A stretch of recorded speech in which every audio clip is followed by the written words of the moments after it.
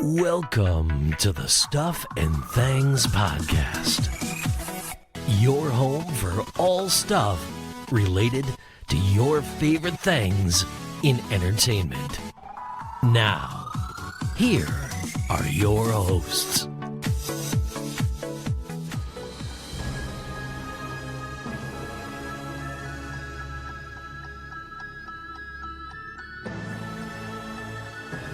Hello everybody and welcome to the Stuff and Things Podcast.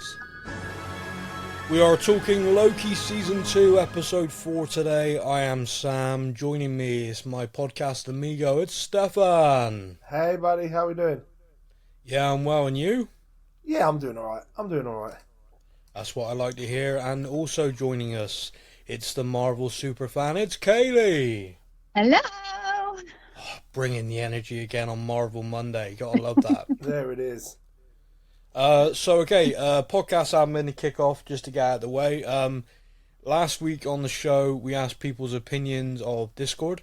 Just genuinely sort of like, hey, we got this little, basically like a little chat room where we live chat about the shows we talk about. So very few people have joined, sort of like around 20 on there.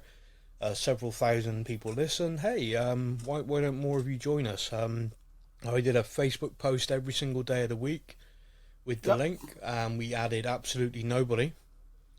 And also we had, I would say, around 300 replies to your, and you know what the funny thing polite is? request. If any of those 300 people had joined the Discord server, they all could have called me a fucktard to my face instead of doing it through an email through you. I don't think anyone actually called you that. Oh no, that was a polite version of what a lot of people seem to say. Yeah, genuinely, I don't actually remember a lot of abuse at you about it. I know I got rimmed out a couple of times. I'm not entirely sure why, but it was mostly just people don't like it. Discord. Yeah. There were a couple of people who said they were going to join, but I've not seen them. No. But yeah, there you go. So that's the Discord thing. It will remain a select few, I guess, until more people want to join it. And those of you that are on the Discord page, I have a lot of respect and love for you all. Yes. Me, not so much. I don't like any of you. Kaylee, how do you feel about people on Discord? I like them. Well, you both very nice people. Okay, so that's a bit of podcast admin out the way. We are now talking Loki Season 2 Episode 4, Heart of the TVA. Stefan, I'm doing it for you because we're in a rush. Yeah, what's the name of the episode? Yep. Yeah, so... I'm kind of looking where to dive in on this. First of all, let's just get an overall thing. Kaylee, last week you found Episode 3 didn't capture your attention quite like 1 and 2. How did you find Episode 4? Oh, it was back to, eyes glued to the screen, holding my breath, tingly feet at points. Oh, wow, okay. We were back in. It's good. It's all good. Okay. When this is done, remind me to talk to you about your circulation. Stefan, what about you? Yeah, no, I am still living in a world of confusion. I am still loving every episode and still trying to piece together, well, surely that's the bad, or maybe not. Maybe they're the bad, or maybe not. So I'm enjoying it. Yeah, no, that's fair. On one of the shows, I mentioned Ouroboros, what that actually means, or what it is, and it's the name of a symbol given to a snake eating its own tail. Yep. In this episode, we actually got Obi saying it, which for me was like a full-on marking out moment. Like, he said the thing. I knew you'd be excited about that. As soon as he said it, I bet Sam was elated. Yeah, when he heard that phrase. It's like one of those times where being a history nerd and generally being a nerd in general has paid off for me. Like, haha, look at that. I said that. Right. Yeah, I actually said the thing. So that was kind of nice. 7 now.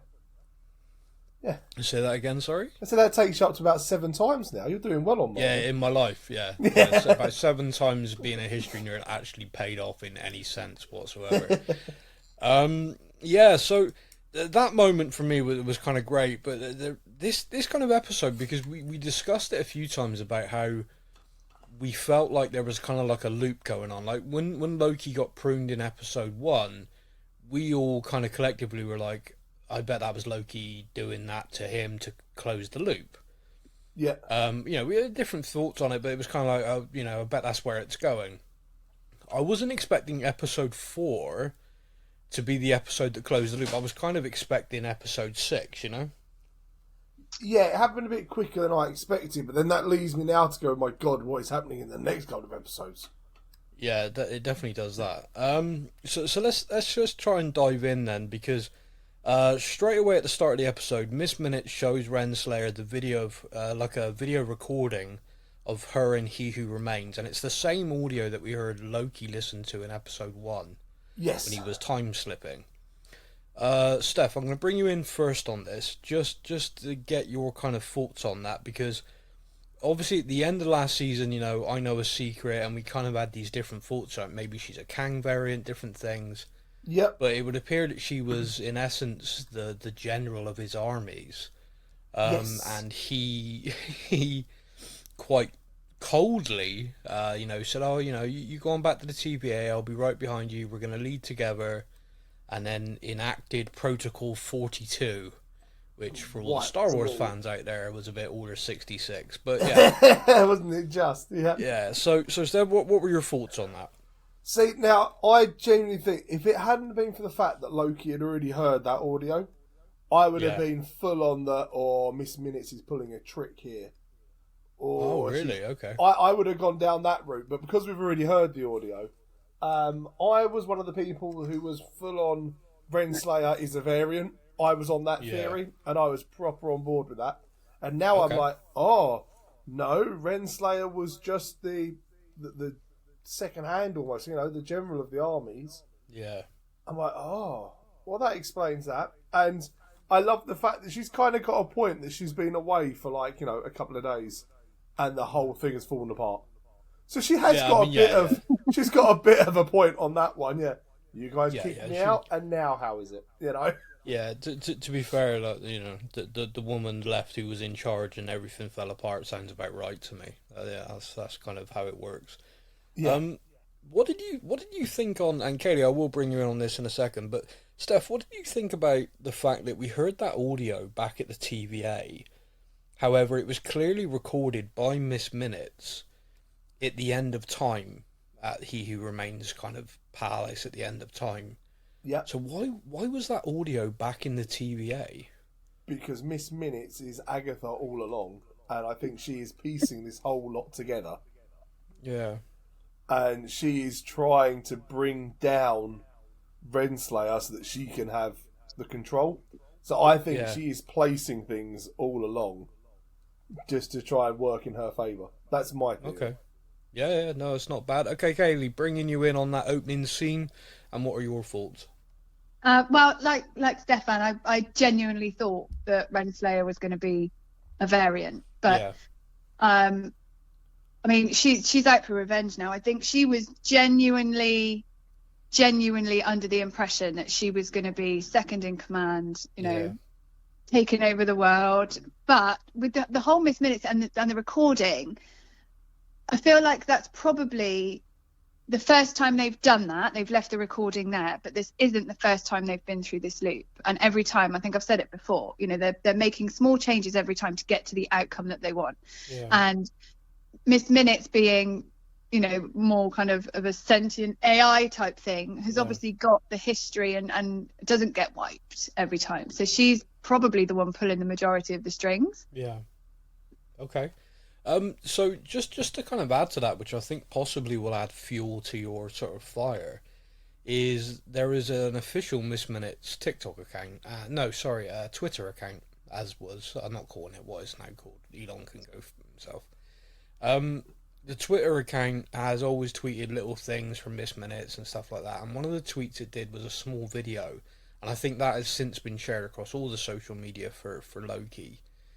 In the video it says, "Hey, if you ever get caught in a time loop, don't worry. Time will keep repeating itself until eventually there'll be a small correction and you'll break free of the loop." And I kind of, what your point then is, like, that's a Miss Minutes video, like one of her little informational TVA videos. Another funny things, by the way, is Miss Minutes obviously got wiped during this episode, and her social media, all tweets have been deleted. Everything's gone. Oh wow. Yeah, so I kind of thought that was quite funny. Fair play to them. But yeah, so she did tweet that though before. So Miss Minutes did put that out there, and it has been shared across all the other Loki stuff. This little informational thing on time loops and being stuck. And it made me laugh because all the comments were like, "Oh, does this tie into this?" Like, no one's going to answer you. It's like, I love the idea that everyone's commenting and they're expecting like a show writer to be like, "Yeah, mate, you got it." No, no one's going to do that. So we have that opening scene, kind of like a flashback. The Protocol 42 is the Order 66 moment where everyone at the TVA's minds are wiped. I think one of the things that I'd love to know throughout this is just how many times that's happened, and also, that is, he was ice cold, and also in that scene you did see when he was talking to her, we'll rule together. He's kind of pulling a face, like he's sort of looking away from her. So it was quite good. I quite like that scene. I thought it spoke a lot about him. One thing that I would like to know, obviously, the question is how many times have their minds been wiped? But every time it's wiped, does it work in the same way, or does the subconscious keep something and it grows stronger every time, which is why they've got to this point and they're more aware perhaps of things that are not quite right? No, it is possible. It also, I think Steph touched on it, I feel like Miss Minutes has got her own agenda as well. So, is she perhaps like, oh yeah, Protocol 42, of course, all of you wiped except for you. You're going to be my pawn. Yeah, she's terrifying. Miss Minutes is terrifying. Yeah, there's a couple of scenes in this episode where it was like, okay, we've been kind of like, oh, that's the bad guy, oh, okay, yeah, AI is just pure evil. That's the message they're sending. Subtle. Yeah, not subtle. So Victor Timely arrives at the TVA. Now, I'm going to say this. So up to this point, and I know it's only been an episode, but Victor Timely, in my mind, is He Who Remains. He is Kang. He is a villain. I know in the previous episode he was just sort of like an 1800s, a bit of a inventor, charlatan, and he came, when he begged Sylvie for his life, you're kind of like, oh, he's got the stutter, and I'm thinking, nah, all of this is an act. This guy is going to get the TVA, he's going to go full Kang, so I've spent this episode just waiting for that moment. Yep. So he arrives, kind of walks around looking shocked, but then we have, possibly again, and this seems to happen with every episode, my favourite scene in an episode seems to feature OB. And it's Victor Timely meeting OB. And the way I've written it is circle is now complete. So, Kaylee, I'm going to go to you first on this one. Obviously, we discussed at the start of the episode how happy I was with the Ouroboros mention. But how did you feel when Victor Timely said, you're OB, you wrote this? And he said, well, I actually based all my work on a 19th century inventor who was so ahead of his time. How did you feel watching that scene?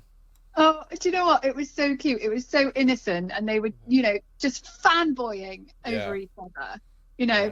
But it does raise more questions than it answers. It does. And we talk about the loop, and I think that's the thing that I struggled with in this episode is just I've got so many questions, and I don't think anyone is ever going to be able to answer them until we actually see it. Yeah. But I thought it was a great scene, and they want to sign each other's books, and everyone stood there like, guys, literally, over the world, do this later. TVA is going to explode, and you two are talking about swapping autographs.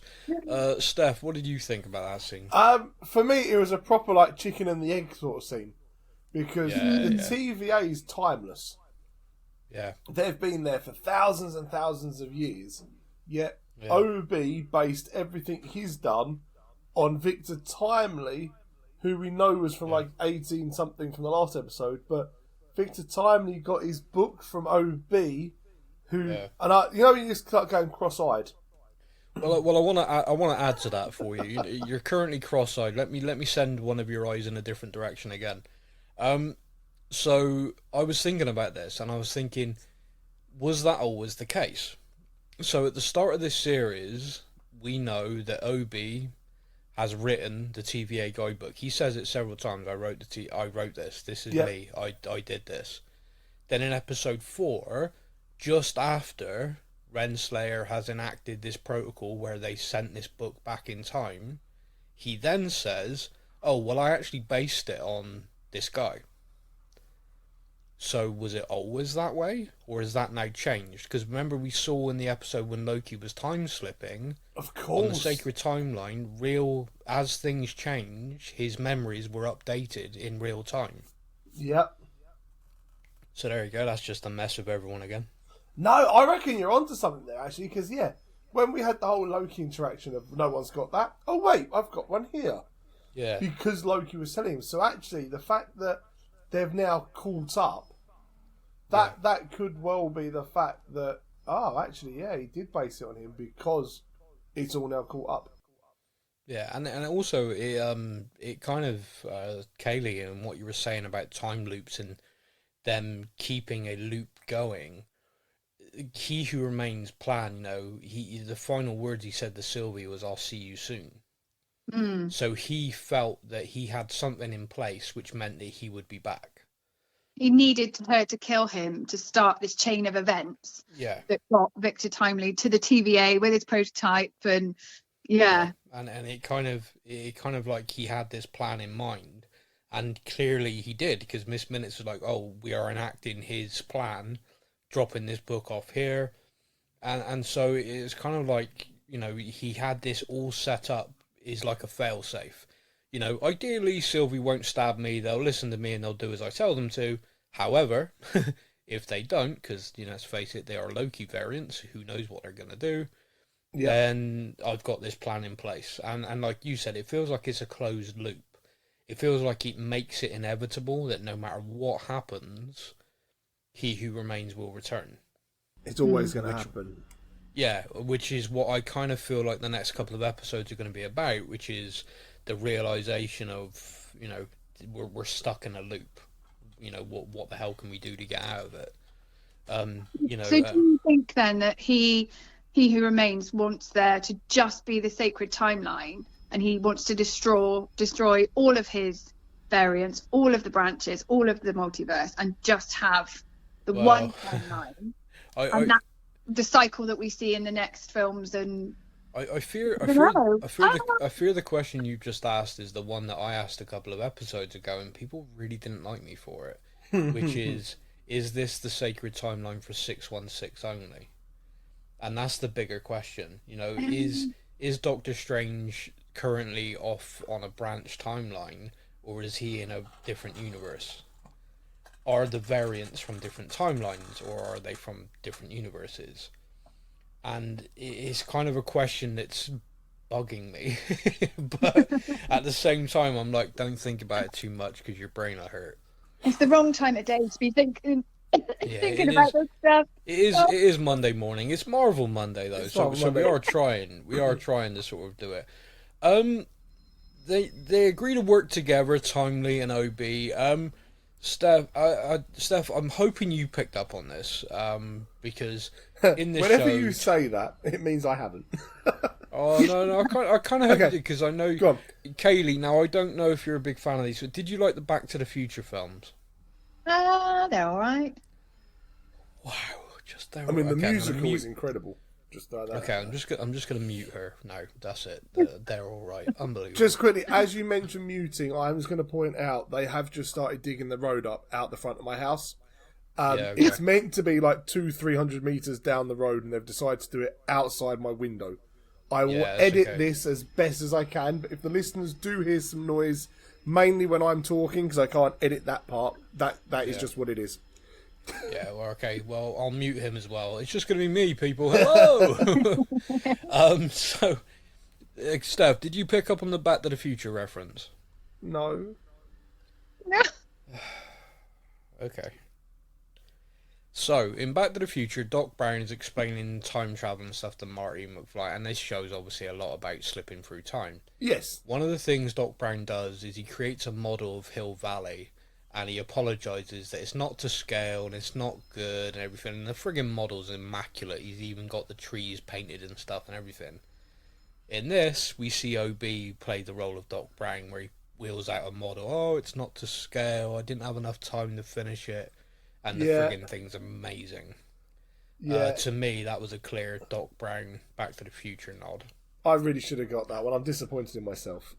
Yeah, to be honest with you, you've lost podcast points there. I don't know what to say. I didn't have but any there's also a little moment in this, Kaylee, I don't know if you saw it, because I think this is the sort of thing you'd like, where Mobius compliments his model to OB, and you see him pull this sweetest little smile of satisfaction. I'm guessing you did see that. Yeah, of course. That's the kind of thing I'm going to notice, not McFly references. Yeah, just you. No, if it was the band, you would. Oh, yeah. So,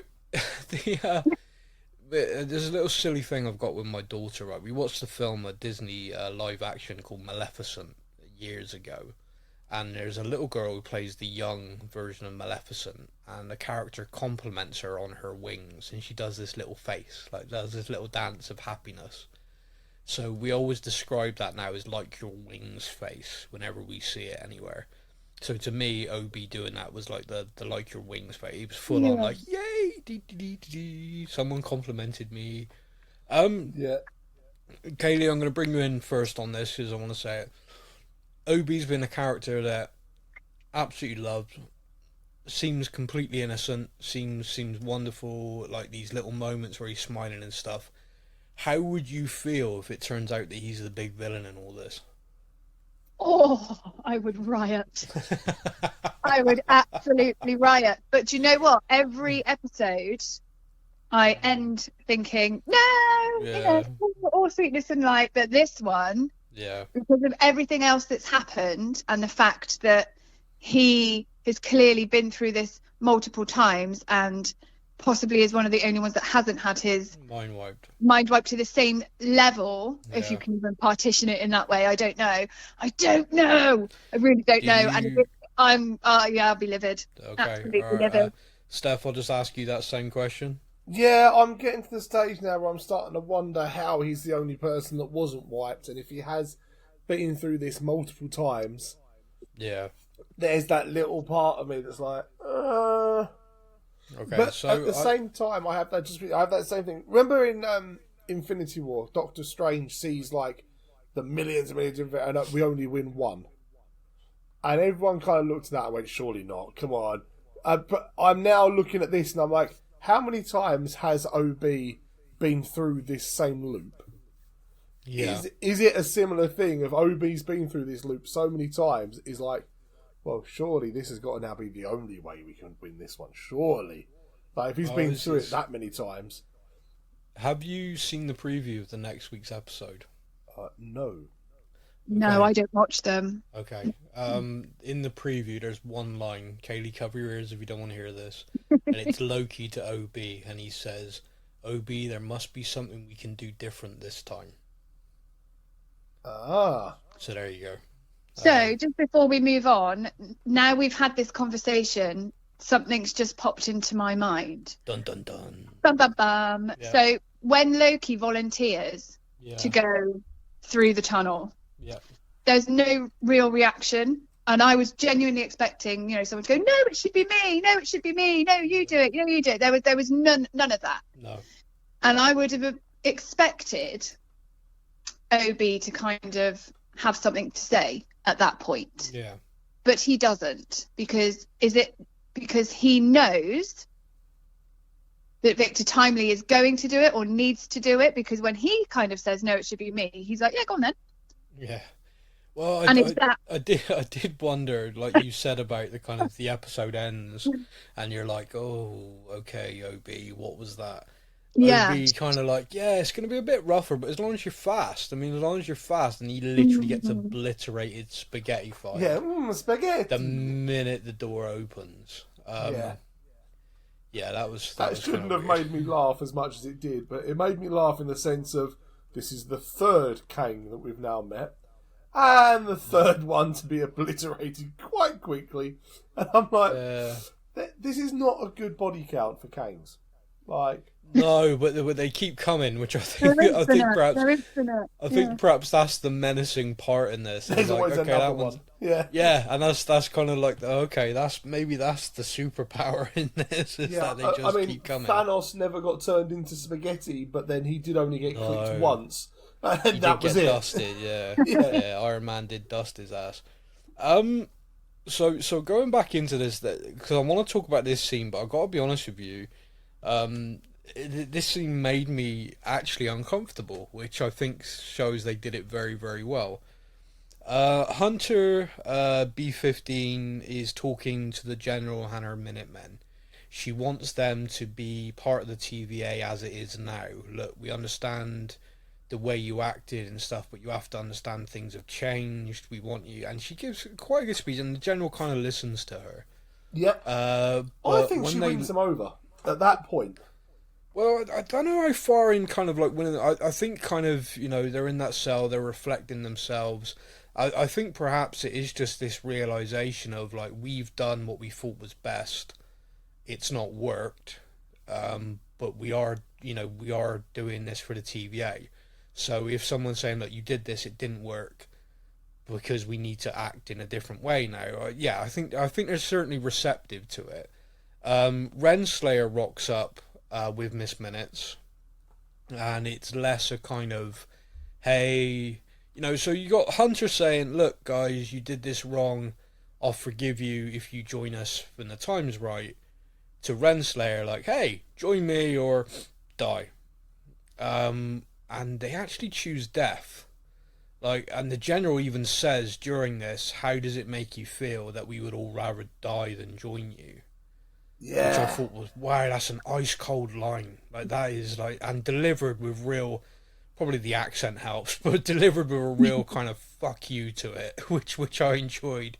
Yeah, But, and the bit for me was the fact that you didn't see anything, and in my mind, oh my god, that made it so much worse. Yeah, exactly. That's why I said I felt uncomfortable, because you saw the reactions, but the reaction of Miss Minutes during this was absolute glee and happiness. Like, she was watching them being crushed to death, like smiling. Like, that was the first. Like, Miss Minutes looked like she was loving that. Yeah. It was so gross, and like you said, you didn't see it and you didn't need to, because there's another scene where Hunter returns to talk to him, and you can hear like flesh bubbling and just like dripping through the grate in the floor. Again, you don't see anything, you just see her reaction. You don't need to, it makes me feel a bit queasy. Yeah. Kaylee, what did you think about those scenes? I'm very glad we didn't see it. We didn't need to see we it. didn't, yeah. But I think it's a really good way to demonstrate how much of a psycho and how deranged Miss Minutes actually is. No, I agree. Because even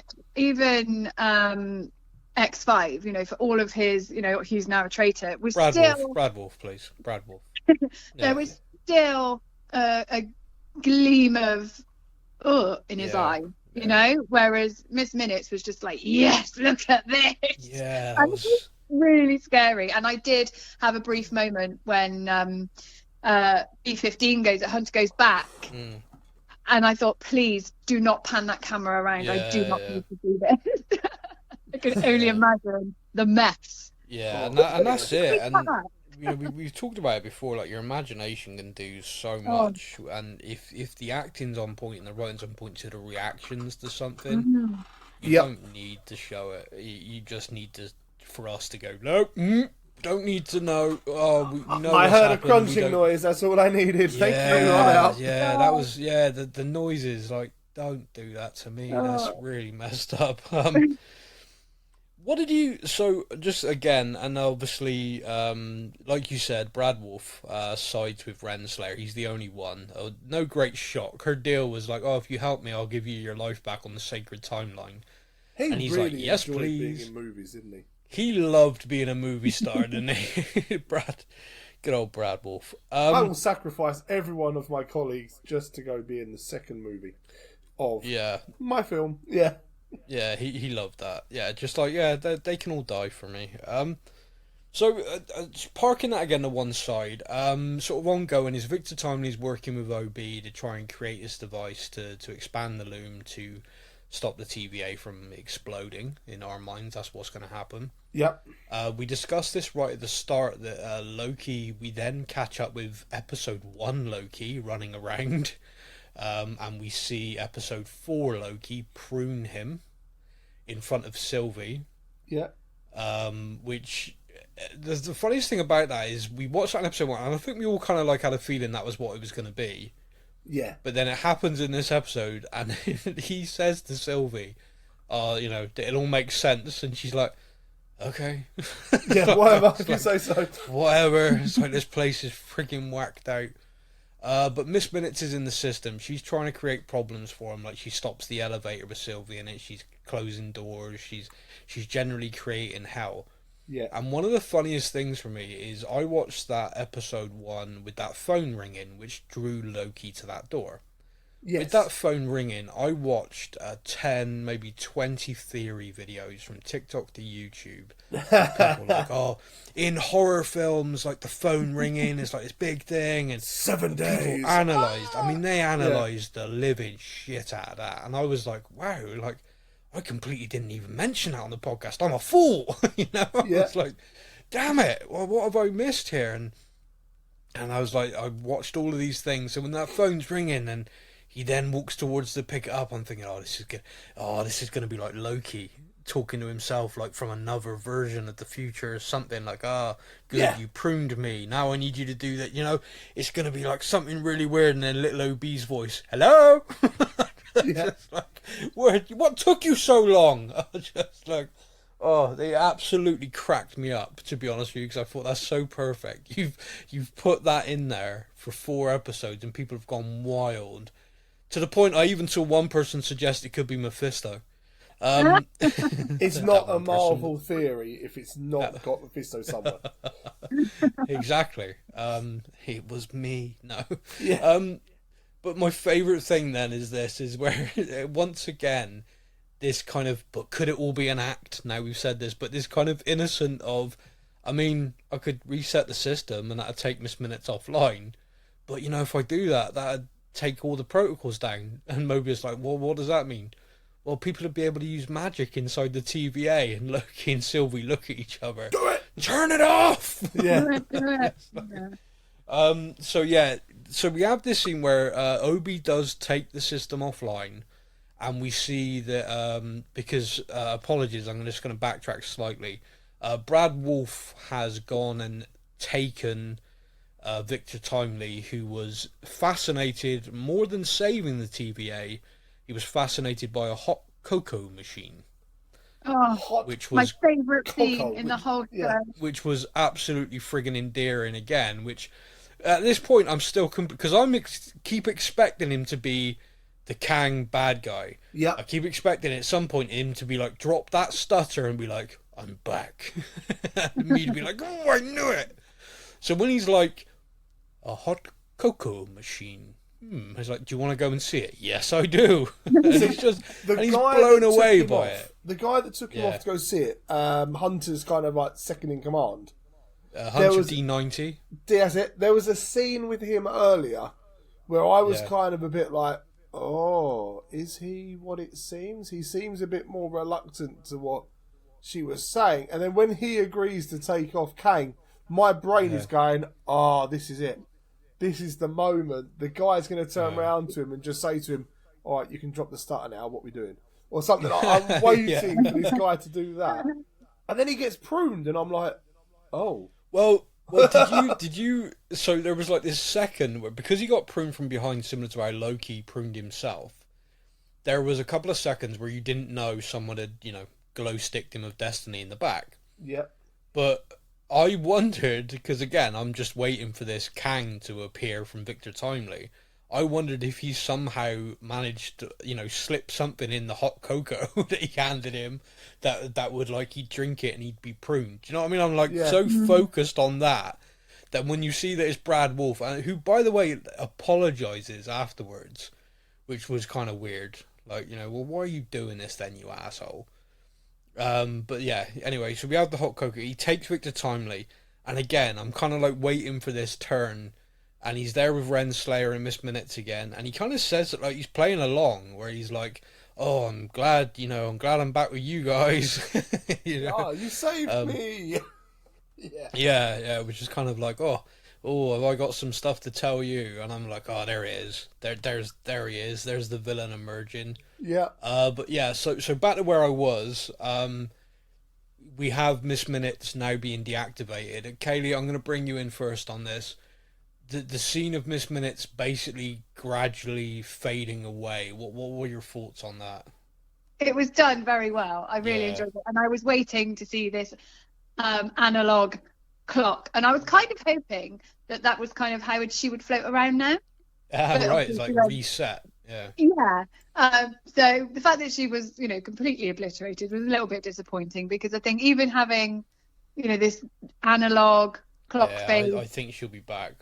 Very pixelated kind of thing would have been fun with, minimal powers. But she's not gone, is she? We know that. But no, I thought it was very good, and it was the whole atmosphere, the shift in the room. Yeah. You absolutely felt that. Steph, what did you think? Yeah, it was a moment, that's for sure. I didn't know kind of what was going to happen after, if that makes sense. Yeah. I'm kind of waiting now for the next moment. So the thing that I missed in that whole kind of that scene and that setup, when everything goes down and Loki and Sylvie can use their powers and their magic, I was actually a bit disappointed that we didn't get more. Oh, okay. I was expecting something a bit bigger, rather than just kind of commanding Brad Wolf to go in and prune, people. Renslayer. I was kind of hoping they'd go in, because I'm kind of missing that of Loki at the minute, actually. He's a villain. Let's not, sugarcoat it. Yeah. But we haven't really seen any of that, and that was the prime moment to get some shithead Loki back in the room. to go a bit full Loki. Yeah, we didn't. So that was a bit disappointing, but I think time constraints. They just needed to get Timely and get the hell back to the loom. Yeah. But one of the things I wanted to mention about the Miss Minutes scene is they framed her face right in front of the Kang face on the wall. Mm-hmm. And I feel like that was deliberate, and I can't work out why. Like, if you watch that scene back, her face gradually diminishing, and as she vanishes, the soft focus background comes into focus. And it's the Kang and face she says, on the wall. and she says, "You'll never be him." Boom, gone, and then the actual Kang face appears. Yep. Now, I was thinking about that a lot, and I was trying to put it together. Now, I will.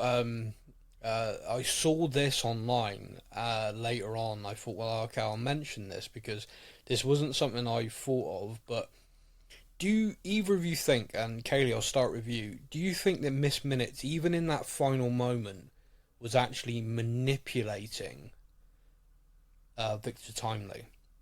And the theory I saw was that by saying, "You'll never be him," and sort of getting in his head, is the reason he then volunteered to go out and he got spaghettified.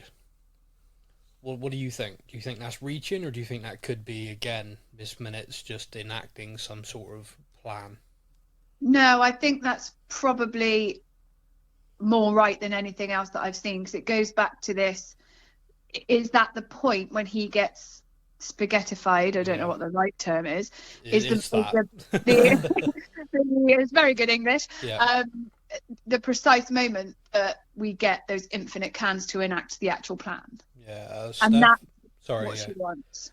Steph, what do you think? I think so. Like I said earlier, I think Miss Minutes is terrifying, and that she's always been kind of plotting for her own self, like with the tape that Loki hears of the sea and everything else. So I wouldn't be surprised, even slightly, if she's managed to manipulate Victor Timely into offing himself as spaghetti. By just a little line that got, "You'll never be him," and Victor Timely potentially is genuinely, "I don't want to be him." You know, so Yeah, therefore, and actually, that's what's made him go and try to be the hero instead of the villain. that's what that was. Because when I heard that, that was where I thought, oh, actually, yeah, that does make sense, because because you do see that soft focus on him, and then you see that focus on the wall, and he's looking right at that kind of Kang face. I'm not going to be the bad guy. I'm going to be the hero. Yeah. And then he goes and be's the hero and becomes spaghetti. Spaghetti. So one of the other scenes in this episode I sort of wanted to circle around just to sort of focus on is Loki and Sylvie. So Sylvie kind of goes off on Mobius about him not wanting to see himself on the sacred timeline because that way they're just lines to you. They're not really people. They're not real lives. So it's easier for you to just, not care. I didn't really feel that was like, I didn't really feel like that was very justified. Like, I didn't really feel like she had much, just because he wanted to go have some pie. Yeah. I kind of felt like she was a bit out of line. but the really? same, well, in that situation, she's literally joined the team for all of 30 seconds. They've been working their asses off to try and save everything. So does she really have a leg to stand on, have a go? I mean, she literally started this. Yeah, it's kind of her fault. So, yeah. I felt it was quite justified, actually. Why? Because he wanted to have some pie and chill? Yeah, like, hello, everything's about to go to shit, and you want to go and eat pie. Like, all of this stuff is happening. All of this stuff is happening because of her. Yeah. Well, even so. Love that. Yeah, okay. I think it just makes me question why he's so chill. Like, why do you want to go and eat pie? So now we're thinking Mobius is evil as well. Well, I don't. Does he know he's a variant? Does he? Is he a Renslayer type? Why is he so chill? That is the biggest question for me. Like, I don't get it. Because it's Owen Wilson. Wow. he can't act any other way. Yeah. No, there's something niggling now, and that was the pie scene for me. Poor bloke got hungry and now he's the villain. Yeah, I know, right? Yeah, do that eating for a few hours. Blood sugar got a little low and got hammered for it. You have pie after. When everyone's safe, go and eat your pie. Fill your boots. Okay, that's going on a t-shirt. When everyone's safe, go and eat your pie. I like that. Yep. Yeah. So, God, I need to write some of these down at some point. So, Sylvie and Loki have this conversation in Pieland, as I'm going to call it. The evil lair from now on. Yeah. Yeah, the evil layer of pie. The conversation, once again, Loki invokes talking about Thor. One of the things I liked about this is he's talking about Thor, and he's talking about an example. It's easy to forget that this version of Loki never went through the character arc that the version that died in Endgame did. I keep forgetting it as well. Yeah, this guy was grabbed right after the Battle of New York. So his references in the last two episodes have been very recent to him, Yeah. The Battle of New York where he says, I fell out with my dad and my brother and I threw a tantrum and took an army to New York, Yeah. And this week is like, Thor went down to Earth and he came back different, and I kind of ridiculed him for it because I felt like he was weak. So what's kind of interesting to me is he's going on that same arc that Loki did throughout the films, but in a kind of accelerated way because of the TV and the way he's seeing things. He watched that play out. Mobius sort of showed him that actually play out, so he saw it. Yeah. He also got to kind of experience these things by jumping around, and meeting He Who Remains clearly had a massive impact on him. So yeah, it's kind of interesting. I like the fact that he's doing those references, and it's so kind of, to him, it's like that's just happened. But for us in the audience, it's like, oh yeah, you got to remember it's different. Loki. Yeah, for Loki, it was literally like days, weeks ago. Yeah. So that's kind of interesting to me. But the scene between the two of them, do you, Kaylee? I'll bring this to you. Do you feel that Loki's sort of very much in, which I know this is in love with himself, which I think for Loki is just the most hilarious thing. But do you think Loki's like completely smitten and Sylvie perhaps is a little bit, but kind of fighting it, or perhaps just isn't at all. What's your opinion on this? No. No. Maybe I don't want it to be that, I think is the answer. Oh, okay. I mean, that was how it went in season 1, wasn't it? I mean, they were kind of becoming a thing. Yeah, no, I don't like that. No, it's not for me. You don't like you don't like the idea that the only person Loki could fall in love with is himself. I kind of think that's funny. Yeah, but no, I think he needs to be a lone wolf. He really does. Aww. I don't want there to be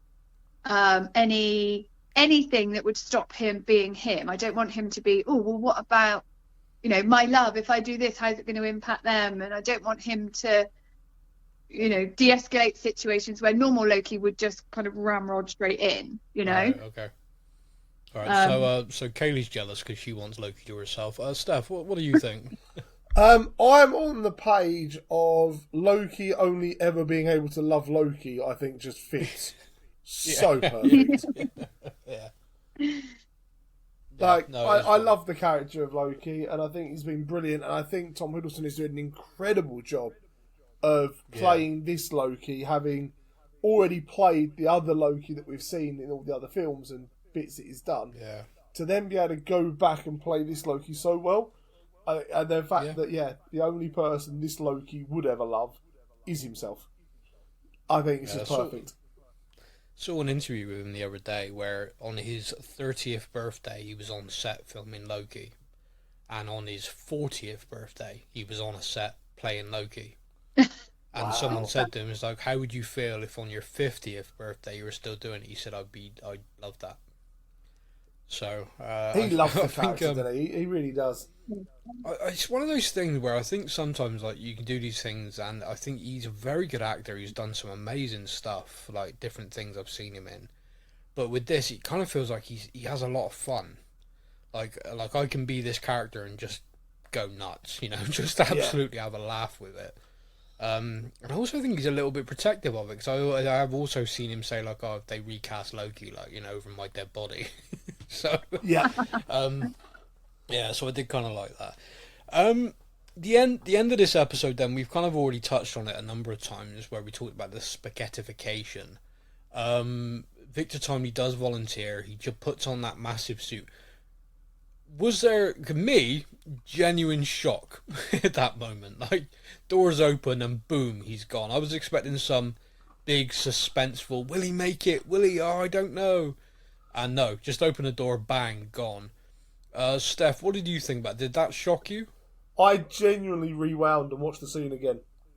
Because it happened, and I just sat there and went, what the fuck just happened? Rewind, did I nod off and miss something? Yeah. Yeah. No, he did just get spaghettified instantly. Okay.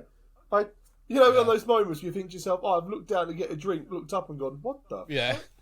I kind of, watched it a second time, and I was like, no, he did just get pretty much done straight away. Right, okay.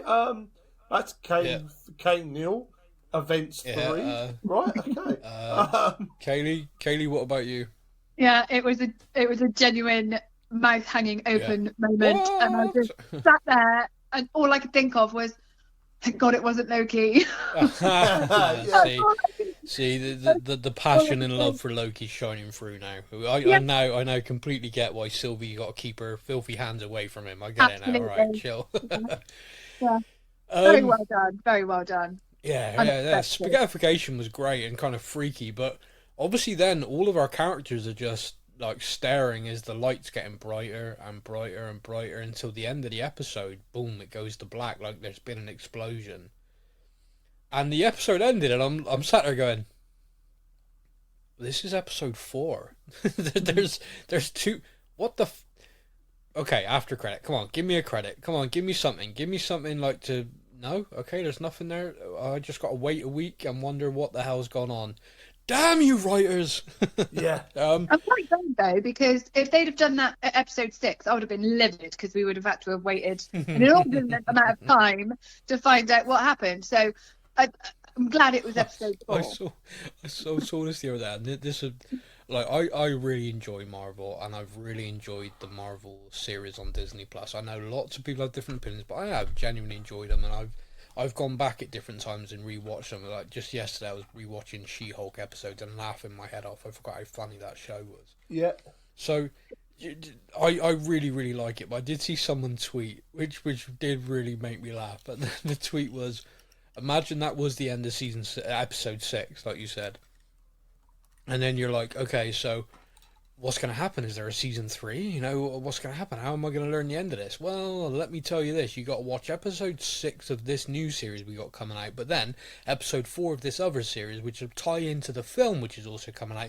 Then in 3 years' time, there'll be a group film, and then they'll come back to Loki season 3, and then that'll answer it. I was like, nice. That's pretty accurate, actually. So I have no idea. They've got this little preview clip, which, again, the little preview clip is basically almost like a little trailer thing, and it's just a load of audio stuff going on very, very fast. We know, obviously, these characters are going to feature for the next 2 episodes. We just don't know what's going to be going on. Was that explosion like a reset button? Is that explosion, are they all just still going to be stood there going, no, what's happening now? I have no idea. Steph, do you have any predictions for the next 2 episodes? No, absolutely no idea what is going on. In like Perfect. The best That's way possible. Excellent. You're exactly where Marvel want you right now. Yeah. Kaylee, what about you? No idea. I just really hope it doesn't just start everything over again and we have to go through all of this rigmarole to get back to the point where they break the cycle. I want them to be somewhere where they can fix it right now. I haven't got the patience for it. Okay. If you're listening, Marvel, you've just got the, I don't know where I am in the most beautiful way. And I don't know where I am, but you need to fix it now. Okay, so that is our podcast. Thank you very much to everybody for continuing to listen and all your messages in.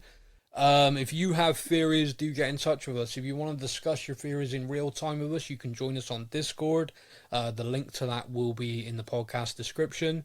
You can contact us through any of our social medias. We have Instagram, we have Facebook, we have TikTok, we have all that stuff. Twitter, I'm still calling it that no matter what.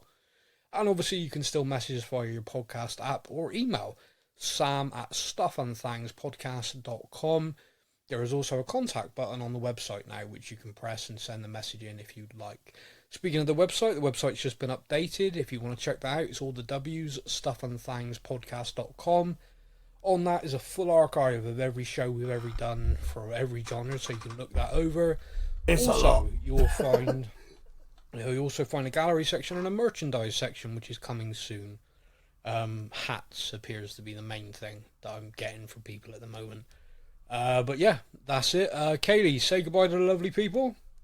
Bye, lovely people. Stefan, say goodbye to the people. Say goodbye to the people. Okay, that's us. That's us until next week. You all take care. I could take her offline if I reboot the system. Yeah. Reboot the system. We'll lose the entire safety system. So what? What are we going to lose? The security protocols will go down. Like what? The dampeners that prevent people from using magic at the TVA. We would have to turn that off too. Turn it off! Thank you for listening to the Stuff and Things podcast. We hope you enjoyed the show. You can find us on Facebook or online. Simply search the Stuff and Things podcast to join in our conversation every week.